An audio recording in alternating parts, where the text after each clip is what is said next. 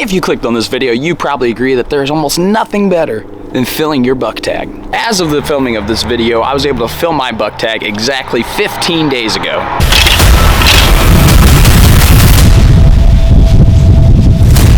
Whoa. Not just gonna spoil that ending. You gotta click up here if you wanna see how that turns out. I'm sure just like me, you all dream about every kill bringing you one step closer to that glorious wall of mounts representing the top tier of sportsmen. Nice. Unfortunately, just one phone call can have your joy falling faster than Biden's approval rating. Hello. Hi there, I was calling to ask about pricing for a shoulder mount. 700. Across the country, taxidermy prices as a whole, it now costs on average over $600 for every shoulder mount. With Alaska being the highest at nearly $1,000 and Delaware being the cheapest at just over 500. Hey Siri, search for 200-acre farm in Delaware. So if you're like me, I've only got 7. it's DIY or bust. So without further ado, let's save some cash and learn how to turn this into this. All right, you got me. This is a different deer. I did this with my first buck ever and it turned out pretty good and it was pretty easy. Let's find out how to do it. All right, strap on your Crocs and let's get grilling. Here is everything that we're gonna need for this first part. Firstly, a grill. Now you're gonna need a big pot. Mine is from Walmart. There's one more thing we need for this part. Oh, there it is. A bottle of Dawn dish soap. Thanks, I didn't see you had that for me. I almost forgot the most obvious thing. Of course, you're gonna need the head of a 5.5-year-old monster buck. Or if you're like me, a 110-inch 2-year-old should do just fine.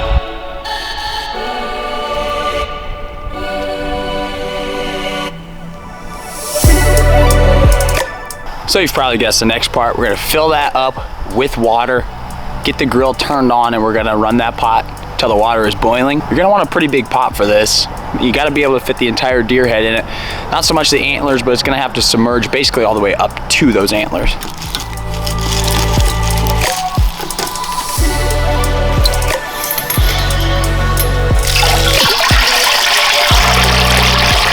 Also kind of a non-related tip as far as this video goes, but my hose was frozen when I pulled it out. Not sure what I was gonna do, I needed to make the video today, so I took the whole thing inside because the wife was gone and threw the whole thing in a hot bathtub. Thawed it right out. It's a quick tip for you dads. Never have a frozen hose again.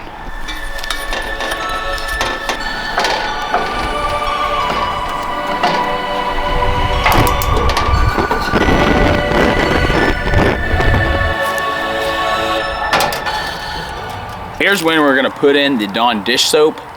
How much? Well, you can't really put too much. It's just gonna help kind of eat away at everything and just let all the flesh slide off easier when we go to power wash it after pulling it out here. So it was $1.25, guys. Be liberal.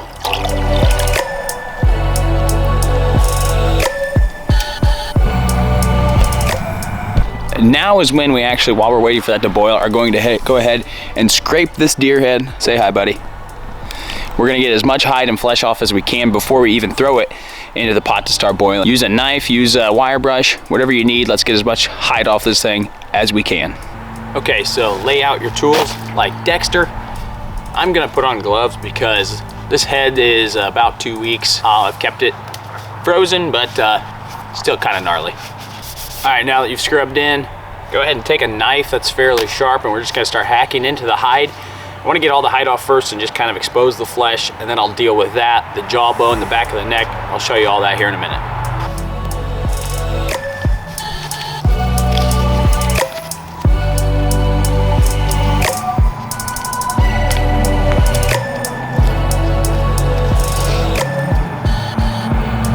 All right, so that took some knife work, but there it is. Okay, so we got that part off. The head now kind of looks like this. So you still see all of the muscle on there. As you can see, kind of around the horns, there's some fur left that we'll have to get off. We'll do that here in a second, and we're gonna go ahead and get as much off as possible of the muscle and things. This part of the neck, we're still gonna have to remove the eyes and the bottom jaw. While you're doing this, removing the hide from the head, I would say Don't use a knife that's really precious to you if you want to preserve the edge on it, because you're going to be contacting bone a lot. Going around the antlers here in a minute, I'm going to have to contact the bases there, so it's going to dull your knife pretty quickly. Right now I'm going to focus on removing the back part of meat from this. You can see kind of how that still articulates. This actually is the esophagus, so some of that was still in there. I'm going to work that out right now.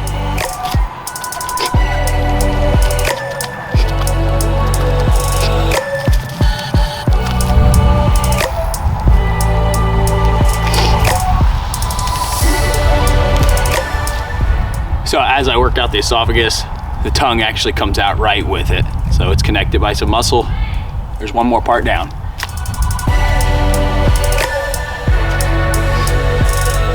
So getting this like back piece of neck meat to pop off was a little different than I remembered, so I'm bringing you down in here to show you. About got it off right now. So I basically kept working my knife around here, cut out all of the muscle that surrounds it on both sides, and then I took my knife, as you can see this is opened up like this, just brought my knife straight in like this and kept cutting and cutting, and I'm going to go through the other side. This is kind of the back of that, where you'll see in here is that hole. I can put my finger in there. It'll lead me right into the brains, but that's the spot where most skull hangers attach to. So pretty much right here is flat, so a clean cut right through here will knock that right off.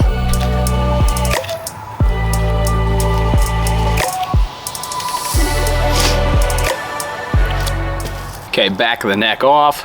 Next order of business is actually to remove the bottom jawbone. So what I will do actually is take my knife, make a few cuts. If you can see this, I'm self-filming right now, so I'm gonna make a few cuts that are basically straight back. In there, there's some muscle and fibrous tissue to get rid of, and then I'm gonna use a little muscle and just pull that right off.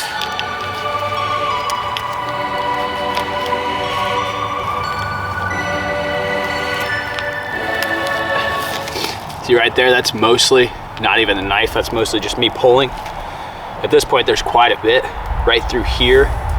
You can cut some of that out. When I say quite a bit, I mean like ligament type muscle connective things. But mostly,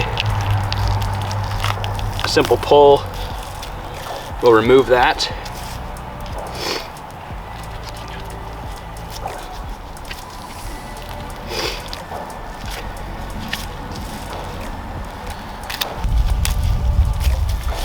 There you go. And now, you should be well armed.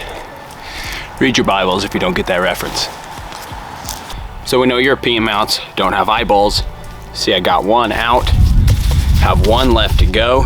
What I do is take a boning knife, and I go all the way in, like that.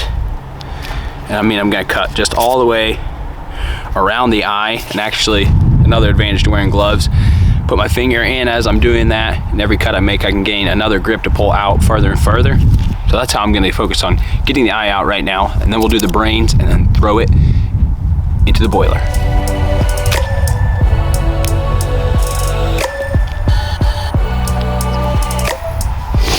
Second eyeball out.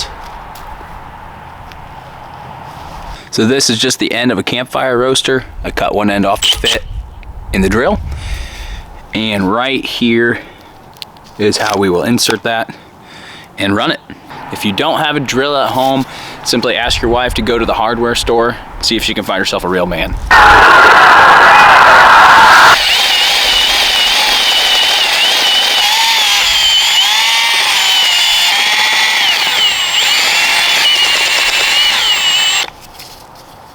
Okay, we are starting boiling right now. I'm about to throw it in the head in the water. It is 1:35 as we speak. I would drop this head in here right now. The water is like not quite boiling yet, but it's super hot. It's about to boil, but I'm tired of waiting, and it's not too big a deal. I'm gonna let it sit for about 2 hours. Power wash. At this point, it's just gonna be kind of a pattern. Boil, power wash until we think that we've got a clean head. Then I'll show you the next step.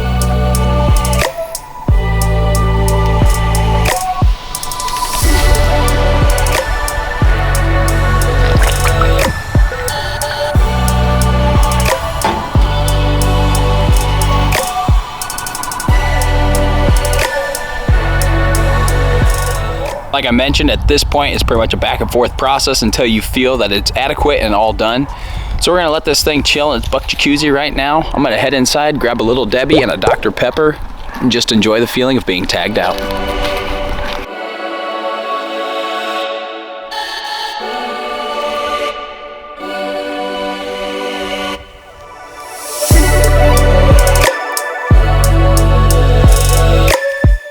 So we've given this deer head a little bit of time. Right now it is 3:24, almost 3:30. So it's been almost 2 hours. We're gonna check this deer head and start power washing for the first time. After 2 hours chilling in the hot tub, it's the first look at what it looks like. See, we've cooked the meat up pretty well. This never got above a simmering boil. Should be prepped and ready to go to start boiling for the first time.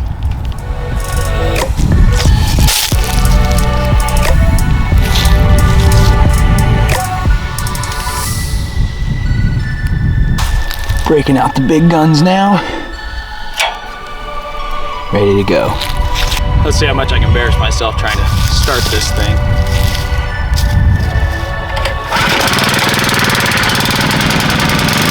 I'll take one pull every time. Not too bad. So, pretty self-explanatory at this point. Put on a tip that's not gonna destroy the fragile bones, and power wash. Try to knock off all the flesh that you see. And make sure you spray in for the brains. Let's get after it.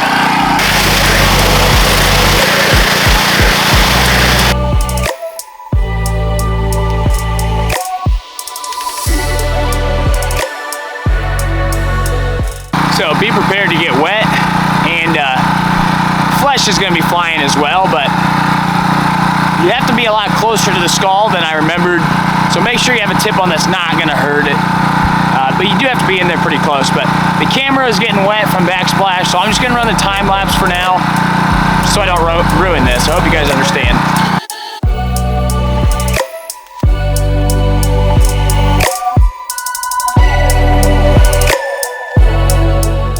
First power washing done after just 2 hours of boiling. Already not looking too bad. I remember this from last time now as well, that around the fur that's left around the antlers was kind of the hardest point to get off. So I'm gonna go ahead and take a knife and start to scrape at it. If I can't get it, I'm just throwing it back in the boiler anyway. So a couple more hours in there and one more power washing, and I think almost all the flesh will be off of this thing.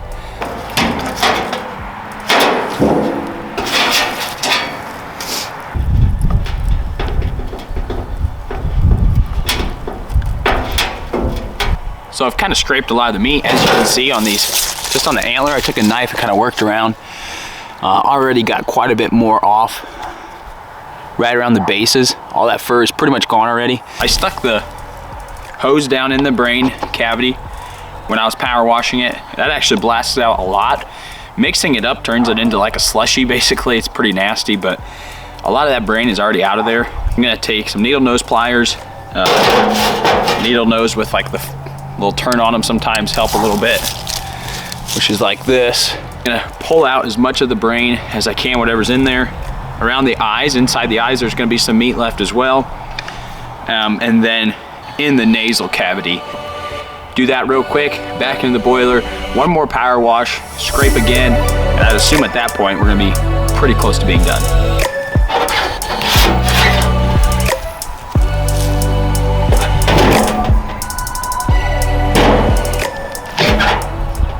See, I'll show you here just how brittle this is. I mean, that's pretty pliable. You could break that easily. But here comes a train, so.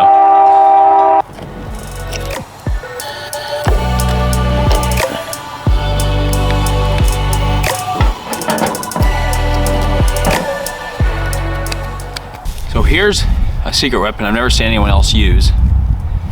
But if you just have a wire brush, this is kind of the type that like a welder would use. I'm not a welder, so I have no idea, but I see them scrape their beads. I don't know what that does. But just for a lot of this hard flesh that's kind of left on the top, you can't really scrape it with a knife. It's kind of like, how do you get at it? So you just take a wire brush, you just kind of go at it like this.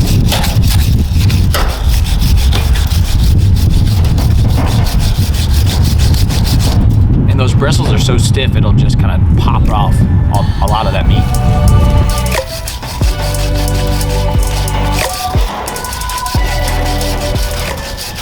Well, I guess if you're gonna use that method, have a better wire brush than I did. Unbelievable.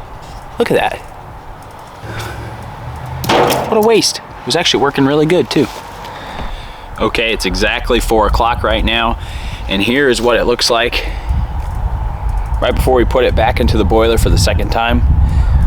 Probably a couple more hours, then we're gonna power wash it. It's probably gonna run dark on me, so I'm gonna come out and power wash it right before last light so I can show it to you guys. That'll probably be about 5:30. But I mean, there's hardly any meat left on it already, so you see why I say you guys can do this. We don't have that many hours in it yet, and already it's coming together pretty quickly, so it's easy, guys. You can do this on your own. Back in the pot it goes. Start to finish it off. Also, Michigan just beat Ohio State as I film this, so go Wolves.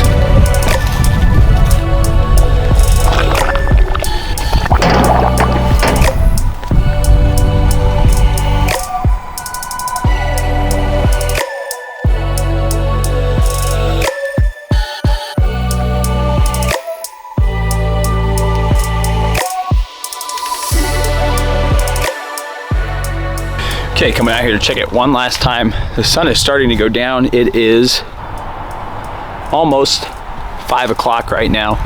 10 till, 12 till. Good math. So we're gonna pull this deer head out one last time. I gotta take advantage of the light that we have left and power wash it, but I think it's gonna be pretty much done after one more washing anyhow. So let's get after it.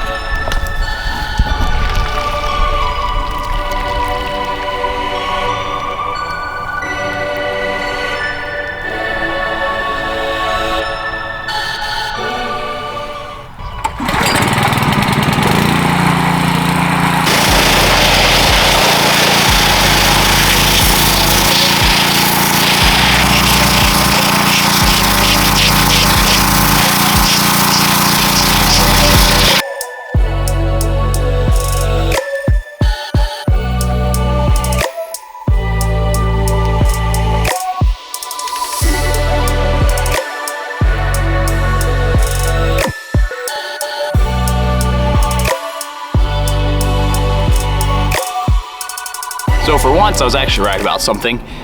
I said in 2 power washings, I thought it would be pretty good. So check it out. Almost all the meat came off around the antlers, around the bases. We got it all off. There's no hide left on it whatsoever. I was able to spray up into the brain, and pretty much all that came out. I'm gonna take the forceps and pull on it a little bit. A lot of times meat gets caught just all through here. There's just a lot of crevices, but the power washer got almost everything. So it looks really good. It's been pretty simple up to this point. I did break a little bit of that nasal tissue where I told you guys to be careful. I was rushing to try and beat the sun down and wasn't being careful, so unfortunately I broke some of that. But I'm gonna take the forceps, pull a little tissue out of the nose. I'll pretty much finish it off as far as getting the meat off. And then the only thing left to do is whiten up the head. That's pretty easy to do. All you have to do is hit the subscribe button and I'll show you how to do that. I'm just kidding.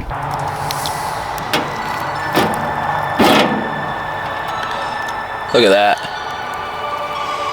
That's what boiling it does, just loosens that up. And that whole thing just pulled out of the nose.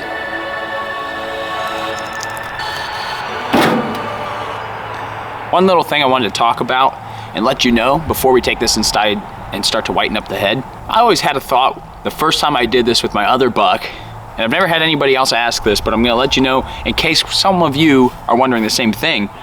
When this thing is in the pot, you'll notice that the back of these antlers is hitting up against the brim of the pot.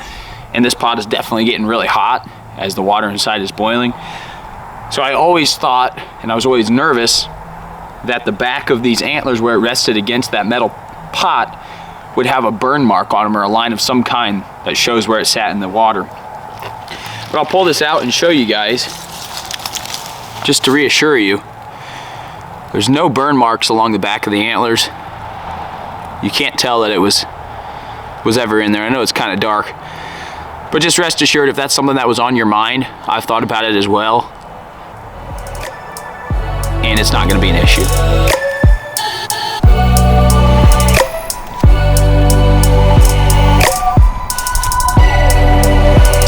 a few hours of work to get to this point. Now we take it inside and we're gonna use a couple of ingredients to whiten the head, and then we'll be done. Also, as a side note, what I think the best part about doing European mounts is you get rid of all that extra deer. It makes your mount look way bigger. That's what I need.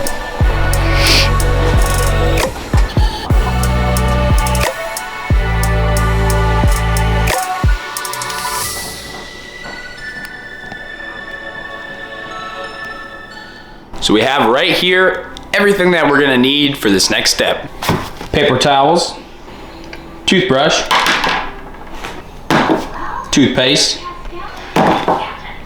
masking tape, and hydrogen peroxide.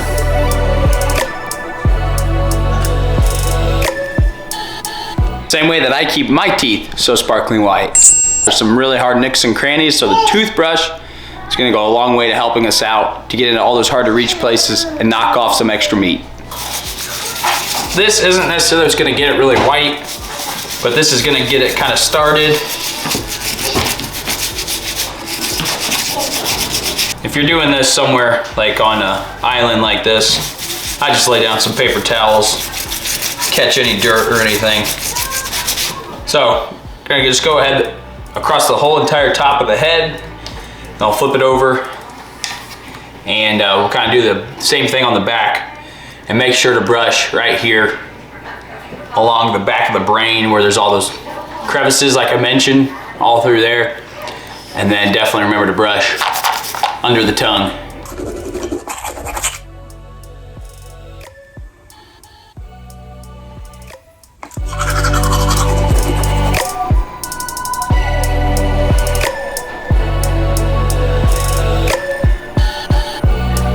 So after applying the toothpaste everywhere, we knocked off a little bit of the meat that was left on the back of the skull. It was just little bitty pieces, but here's what it looks like with the toothpaste all over it. At this point, we're gonna wash it off in the sink, and then the peroxide bath will be the last step. We'll do that a couple times and should have a bright white skull.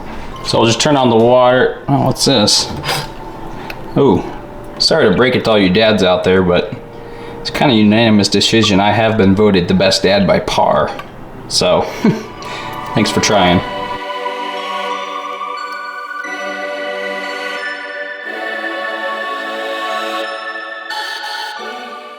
All washed out here, I just turned it upside down in the sink to let it drip out for a while. We're gonna pull it out, dry it off with some paper towel, and this is where the masking tape is gonna come in. Because we're using hydrogen peroxide, it can actually start to strip some of the color off the antlers. So I'm gonna tape up the antlers and then give it 2 or 3 hydrogen baths, which is just wiping it down with a towel, and should have a pretty white head.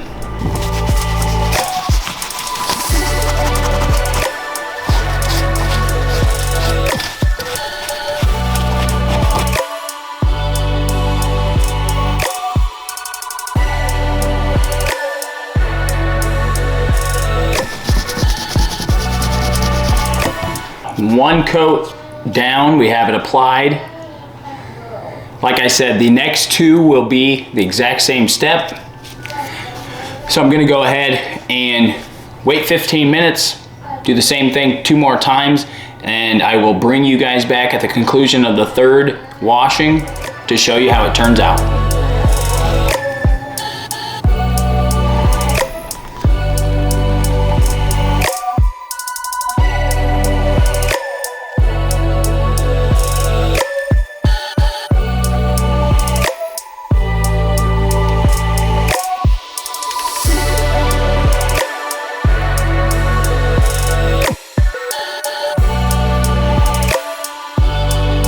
What the final product looks like. We got the head all whitened up. As you can see, it's fairly simple to hit that subscribe button.